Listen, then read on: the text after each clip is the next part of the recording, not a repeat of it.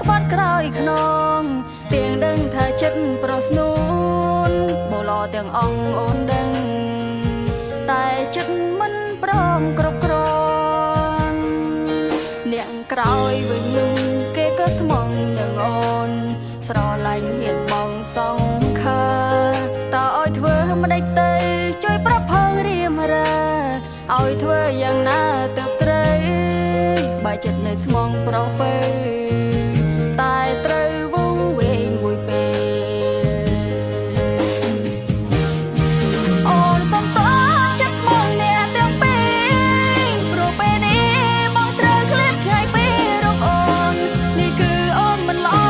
តើធ្វើឲ្យបងជីវិតត្រូវសូនព្រោះតែអូនសុំតើ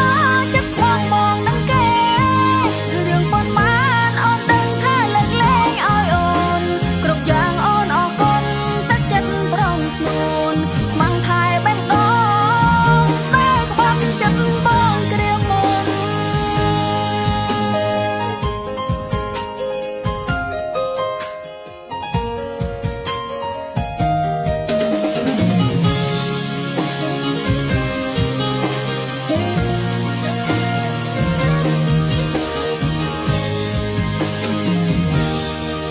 អ្នកក្រោយវិញនោះគេក៏ស្មងនឹងអូនស្រឡាញ់ហ៊ានបងសងខា